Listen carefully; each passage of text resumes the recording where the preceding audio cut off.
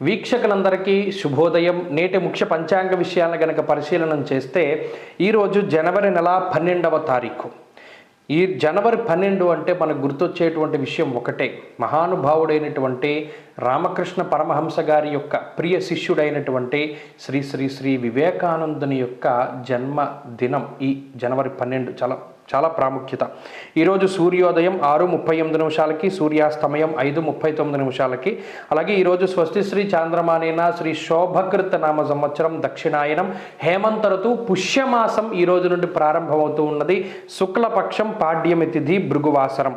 ఈ పుష్యమాసము శూన్యమాసం అంటారు. ఈ పుష్యమాసంలో ఏ విధమైనటువంటి శుభముహూర్తాలు కూడా ఉండవు కూడాను. ఏ ముహూర్తాలు కూడా ఉండవు. ఎవరైనా పొరపాటున చిన్న అంటే ఈ అద్దిల్లు మారడానికి ఇంకా మనకు అవకాశం లేదు అనుకునేటువంటి వారు మాత్రం కొంత ఈ పుష్యమాసాన్ని ఉపయోగించుకోవచ్చు.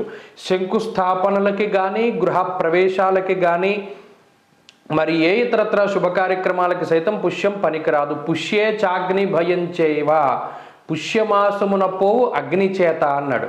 ఈ మాసంలో పొరపాటున ఎవరైనా ఇళ్ళు ప్రారంభం చేస్తే, గృహప్రవేశాలు చేస్తే అందులో అగ్ని ప్రమాదాలు సంభవిస్తాయని చెప్పి శాస్త్రవచనం. కాబట్టి దూరంగా ఉండాలి. అలాగే ఈరోజు పాడ్యమి తిథి సాయంత్రం 4:30 వరకు ఉన్నది. ఉత్తరాషాఢ నక్షత్రం సాయంత్రం 5:44 వరకు ఉన్నది. ఇది మృదు నక్షత్రము, చాలా మంచిది ఉత్తరాషాఢ.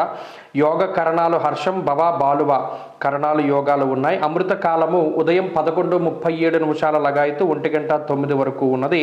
ఇది శుభకాలము. అంటే 11:37 టు 1:09 వరకు ఉండేటువంటి కాలం శుభకాలము. ఇందులో ఏదైనా ముఖ్యమైన పనులు, ప్రయాణాలు, ఎవరితోనైనా మాట్లాడడము, ఏ పనైనా ప్రారంభించడం, దేనికైనా అడ్వాన్స్లో ఇవ్వడం, ఇటువంటివన్నీ కూడా చేసుకోవచ్చును. అలాగే ఉదయం దుర్ముహూర్తం ఉన్నది 8:50 లగాయతు 9:34 వరకు కూడా దుర్ముహూర్తం ఉన్నది. అలాగే మరలా దుర్ముహూర్తం 12:30 టు 1:14 వరకు ఉన్నది. రాత్రి వర్జ్యం ఉన్నది 9:30 టు 11:01. అయితే ఈరోజు కొత్త మాసం ప్రారంభమైనది కాబట్టి ఈ మాసంలో మాసం ప్రాముఖ్యత, పుష్యమి నక్షత్రము పౌర్ణానికి ఉండేటువంటి మాసం ఈ పుష్యమాసము. ఇందులో శుభ కార్యక్రమాలు నింద్యము, దీని శూన్యమాసము అంటారు. ఏ విధమైన శుభ కార్యక్రమాలు చెయ్యరు. అలాగే ఈ మాసంలో ప్రత్యేకించి మనం ముందుగా చెప్పుకున్నట్టు ఈ రోజు పాడ్యమి తిథి, అందులోనూ ఈరోజు శుక్రవారం. పడమర దిక్కుకు ప్రయాణం చేయకూడదు. ఎవరైనా పడమర దిక్కుకు ప్రయాణం చేయవలసి వస్తే ఉత్తరానికి వెళ్ళి పడమర దిక్కుకు ప్రయాణం చేయడం చెప్పదగినటువంటి సూచన. ఈరోజు నవజాత శిశువులు ఎవరు జన్మించినా కూడా వారు శాంతి చేసుకోనక్కర్లేదు. ఇది శాంతి నక్షత్రం కాదు కాబట్టి. అలాగే ప్రత్యేకించి వాళ్ళ వివేకానందుని యొక్క జన్మదినము, ఆయన్ని మనం ఖచ్చితంగా స్మరించాలి. అటువంటి ఒక భావి తరాలకి ఆధ్యాత్మికమైనటువంటి జ్ఞానాన్ని ఆయన అందించడం జరిగింది. ఆయన యొక్క దివ్య ప్రభని మనందరం కూడా గుర్తు చేసుకుని ఆయన యొక్క గురువులను సైతం మనం గుర్తు చేసుకోవాలి.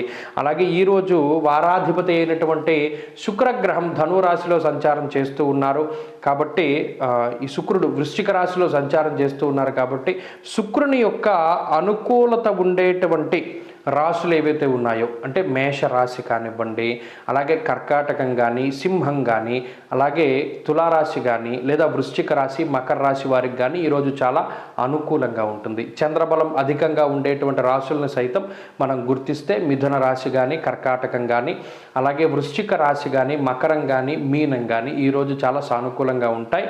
ఈ రాశుల వారందరికీ కూడా అనుకూలమైనటువంటి సమయం ఉంటుంది. అలాగే ఈరోజు ప్రత్యేకించి ఏ పనైనా చేయదలుచుకుంటే ఆ పనిని దుర్ముహూర్తాలు వర్జ్యాలు లేకుండా మనం చేయాలి.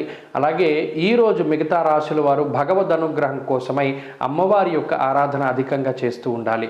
లలితా సహస్రనామ పారాయణం గనక పుష్యమాసం ప్రారంభంలో గనక మనం చేసినట్టయితే మంచి ఫలితాలు పొందగలుగుతారు.